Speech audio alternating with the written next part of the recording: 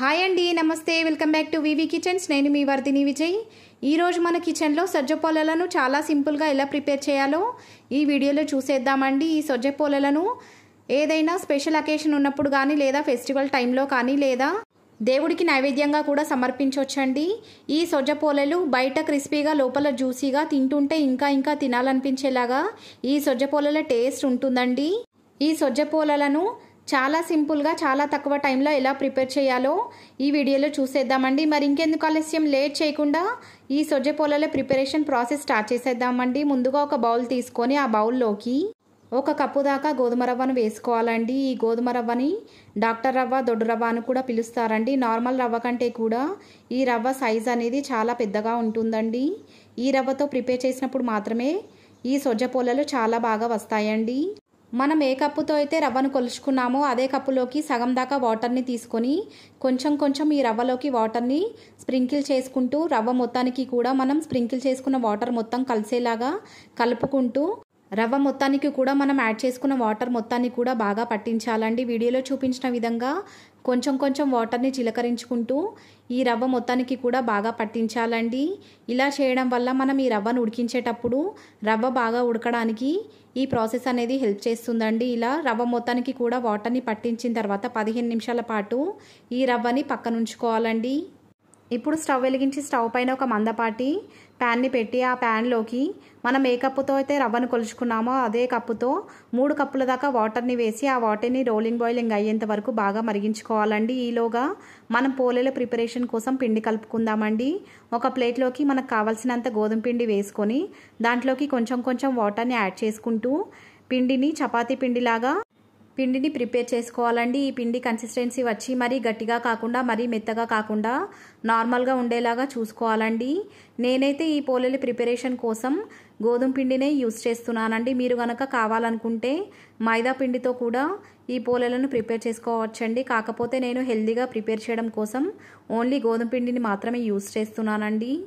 వీడియోలో చూపించిన విధంగా పిండి కన్సిస్టెన్సీ అనేది టర్న్ అయిన తర్వాత ఇప్పుడు ఈ గోధుమ పిండిలోకి 1 టేబుల్ స్పూన్ దాకా ఆయిల్ని కూడా వేసుకొని మనం యాడ్ చేసుకున్న ఆయిల్ మొత్తాన్ని కూడా పిండితో పాటు బాగా కలిసేలాగా కలుపుకోవాలండి. ఇలా మనం ఈ పిండిని బాగా కలుపుకోవాలండి.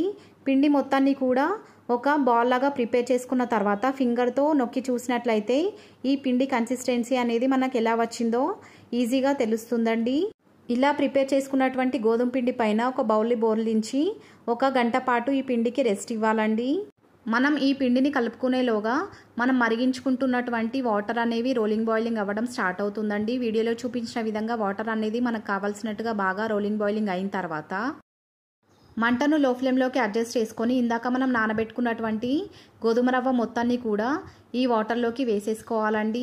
రవ్వ మొత్తాన్ని కూడా వాటర్లోకి యాడ్ చేసుకున్న తర్వాత రవ్వ మొత్తం కూడా వాటర్తో పాటు బాగా కలిసేలాగా ఒకసారి స్పూన్తో కలుపుకొని మంటను లో టు మీడియం ఫ్లేమ్లోకి అడ్జస్ట్ చేసుకొని ఈ రవ్వ మొత్తాన్ని కూడా బాగా మెత్తగా అయ్యేంత వరకు ఉడికించుకోవాలండి. నాకైతే ఈ రవ్వ ఉడకడానికి 15 to 20 మినిట్స్ వరకు టైం పట్టిందండి. మధ్యలో కలుపుకుంటూ ఈ రవ్వ మొత్తాన్ని కూడా జాగ్రత్తగా ఉడికించుకోవాలండి. మంటను హై ఫ్లేమ్లోకి మాత్రం అస్సలు అడ్జస్ట్ చేయకూడదండి. అలా చేసినట్లయితే ఈ రవ్వ పొంగిపోయే ఛాన్స్ ఉంటుందండి. దానితో పాటు రవ్వ అడుగు తగిలే అవకాశం కూడా ఉంటుందండి. అందుకే మధ్యలో కలుపుకుంటూ ప్యాన్ పైన మూత పెట్టి 15 to 20 మినిట్స్ వరకు కూడా బాగా ఉడికించుకోవాలండి. 15 నిమిషాల తర్వాత వీడియోలో చూపించిన విధంగా రవ్వలో ఉన్న వాటర్ మొత్తం కూడా డ్రై అయిపోయి రవ్వ మనకు కావాల్సినట్టుగా చాలా బాగా ఉడుకుతుందండి. ఒక్కసారి ఫింగర్తో ప్రెస్ చేసి ఈ రవ్వ మనకు కావాల్సినట్టుగా బాగా ఉడికిందో లేదో ఒక్కసారి చెక్ చేసుకొని రవ్వ మనకు కావాల్సినట్టుగా బాగా ఉడికిన తర్వాత ఈ రవ్వలోకి మనం ఏ కప్పుతో అయితే రవ్వను కొలుచుకున్నామో అదే కప్పుతో 3 కప్పుల వరకు చక్కెరను ఈ రవ్వలోకి యాడ్ చేసుకొని చక్కెర మొత్తం కూడా ఈ రవ్వతో పాటు బాగా కలిసేలాగా కలుపుకోవాలండి. మనం 3 కప్పుల చక్కెర వేస్తున్నాం కదా అని చక్కెర ఎక్కువగా అయిపోయి స్వీట్నెస్ ఎక్కువగా అవుతుందని మాత్రం అస్సలు అనుకోవద్దండి. ఈ సజ్జ పోలలకి ఈ చక్కెర క్వాంటిటీ అనేది ఎక్కువగానే పడుతుందండి. అస్సలు కంగారు పడొద్దండి. షుగర్ మొత్తం కూడా డిజాల్వ్ అయిపోయి షుగర్ సిరప్ అనేది ప్రిపేర్ అవుతుందండి. ఇలా ప్రిపేర్ అయిన షుగర్ సిరప్లో ఈ రవ్వని 20 నిమిషాల పాటు బాగా ఉడికించుకోవాలండి. 10 మినిట్స్ తర్వాత ఈ గోధుమ రవ్వలోకి పావు టీ స్పూన్ దాకా ఇలాచీ పౌడర్ని యాడ్ చేసుకొని ఇలాచీ పౌడర్ మొత్తాన్ని కూడా ఈ రవ్వతో పాటు బాగా కలిసేలాగా ఒకసారి కలుపుకొని మరొక 10 నిమిషాల పాటు అంటే మొత్తం 20 నిమిషాల పాటు కూడా ఈ రవ్వని మంటను లో టు మీడియం ఫ్లేమ్లోకి అడ్జస్ట్ చేసుకుంటూ మధ్య మధ్యలో కలుపుకుంటూ షుగర్ సిరప్ మొత్తం కూడా డ్రై అయిపోయి రవ్వతో పాటు బాగా కలిసి ఉడికేలాగా ఉడికించుకోవాలండి. 20 నిమిషాల తర్వాత ఈ రవ్వ మొత్తాన్ని కూడా ఒకసారి బాగా కలుపుకొని ఈ రవ్వలోకి 1 టేబుల్ స్పూన్ దాకా నెయ్యిని వేసుకొని మనం వేసుకున్న నెయ్యి మొత్తం కూడా ఈ రవ్వతో పాటు బాగా కలిసేలాగా కలుపుకోవాలండి. ఇలా నెయ్యిని యాడ్ చేయడం వల్ల ఈ రవ్వ టేస్ట్ అనేది చాలా బాగా టర్న్ అవుతుందండి. నేను యూస్ చేసే నెయ్యిని హోమ్మేడ్గా నేను ఇంట్లోనే ప్రిపేర్ చేసుకుంటానండి. మీకు కూడా ఆ నెయ్యి ప్రిపరేషన్ వీడియో కావాలంటే కింద డిస్క్రిప్షన్లో లింక్ ఇస్తానండి, ఒకసారి ఫాలో అయిపోండి. ఇలా నెయ్యిని యాడ్ చేసుకున్న తర్వాత మరొక 10 నిమిషాల పాటు ఈ రవ్వని బాగా ఉడికించుకొని స్టవ్ ఆఫ్ చేసేసుకొని ఈ రవ్వని చల్లారనివ్వాలండి. రవ్వ మిశ్రమం మొత్తం కూడా రూమ్ టెంపరేచర్లోకి వచ్చిన తర్వాత ఇందాక మనం తడిపి పక్కనుంచుకున్నటువంటి గోధుమ పిండిని కొంచెం కొంచెంగా తీసుకొని మనకు కావాల్సిన సైజులో బాల్ లాగా ప్రిపేర్ చేసుకోవాలండి. వీడియోలో చూపించిన విధంగా చేతితో ఈ గోధుమ పిండి మొత్తాన్ని కూడా ప్రెస్ చేసుకోవాలండి. ఇప్పుడు ఒక బౌల్లోకి కొంచెం నూనెని తీసుకొని ఆ నూనెని కాస్త చేతికి రాసుకొని మనం ప్రిపేర్ చేసుకున్నటువంటి గోధుమ పిండి ముద్దని వీడియోలో చూపించిన విధంగా ప్రెస్ చేస్తూ కొంచెం స్ప్రెడ్ చేసుకోవాలండి. ఇలా స్ప్రెడ్ చేసుకున్న తర్వాత ఒక లావుపాటి కవర్ని కూడా తీసుకొని దానికి కూడా కొంచెం ఆయిల్ని రాసుకోవాలండి. ఇలా ఆయిల్ని రాసుకున్న తర్వాత ఇందాక మనం ప్రిపేర్ చేసి చల్లార్చుకున్నటువంటి గోధుమ రవ్వ మిశ్రమాన్ని కొంచెం కొంచెంగా తీసుకొని ఈ పిండిలోకి చిన్న బాల్ లాగా ప్రిపేర్ చేసి ఈ పిండిలోకి పెట్టాలండి. ఈ పిండిలోకి ఈ గోధుమ రవ్వ మిశ్రమాన్ని పెట్టిన తర్వాత అన్ని వైపులా కూడా ఈ రవ్వ మిశ్రమం బయటకు రాకుండా హ్యాండ్స్ యూస్ చేస్తూ వీడియోలో చూపించిన విధంగా ఈ గోధుమ పిండినే బాల్ లాగా ప్రిపేర్ చేసుకొని అన్ని వైపులా క్లోజ్ చేసేసుకోవాలండి. పిండితో మొత్తం క్లోజ్ చేసుకున్న తర్వాత వీడియోలో చూపించిన విధంగా ఈ గోధుమ పిండిని ఒక బాల్ లాగా ప్రిపేర్ చేసుకోవాలండి. మనం ప్రిపేర్ చేసుకున్నటువంటి ఈ పిండి ముద్దని ప్లాస్టిక్ కవర్ పైన ఉంచి వీడియోలో చూపించిన విధంగా హ్యాండ్స్ యూస్ చేస్తూ మనకు కావాల్సిన సైజులోకి స్ప్రెడ్ చేసుకోవాలండి.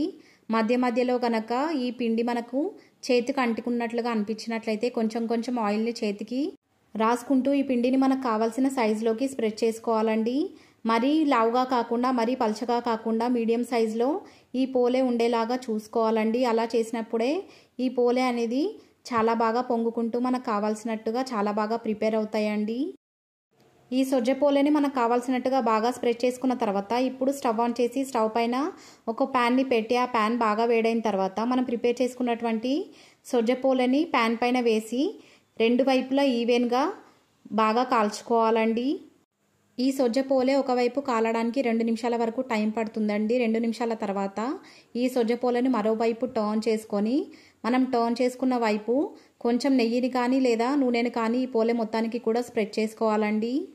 మరొక 2 నిమిషాల తర్వాత ఈ పోలేను మరొక వైపు కూడా టర్న్ చేసుకొని ఆ వైపు కూడా కొంచెం నెయ్యితో కానీ లేదా నూనెతో కానీ స్ప్రెడ్ చేసి ఆ వైపు కూడా ఈ పోలే మొత్తాన్ని కూడా బాగా కాల్చుకోవాలండి. ఈ పోలే టేస్ట్ మాత్రం పైన క్రిస్పీగా లోపల జ్యూసీగా తింటుంటే ఇంకా ఇంకా తినాలనిపించేలాగా చాలా టేస్టీగా ఉంటుందండి. ఈ సొజ్జ పోలేలను ఇంట్లో ఏదైనా శుభకార్యం ఉన్నప్పుడు లేదా ఉగాది లేదా శ్రీరామనవమి లాంటి ఫెస్టివల్స్ ఉన్నప్పుడు కూడా ఇంట్లో ప్రసాదంగా చేసి దేవునికి నివేదించవచ్చండి. ఈ సొజ్జ పోలేలే కాదండి, మన ఛానల్లో పప్పు పోలేలు, నువ్వుల పోలేల ప్రిపరేషన్ రెసిపీస్ కూడా అవైలబుల్గా ఉన్నాయండి. మీకు గనక ఆ పోలేలు గనక కావాలనుకుంటే ఒకసారి లింక్ డిస్క్రిప్షన్లో ఉంటుందండి, మీకు వీలైతే చెక్ చేసేయండి. ఈ రెసిపీ కనుక మీకు నచ్చినట్లయితే లైక్ చేయండి, మీ ఫ్రెండ్స్ అండ్ రిలేటివ్స్ షేర్ చేయండి. ఇలాంటి సింపుల్ అండ్ ఈజీ రెసిపీస్ కోసం మన వివి కిచెన్స్ ఛానల్ని సబ్స్క్రైబ్ చేయడం మాత్రం మర్చిపోకండి.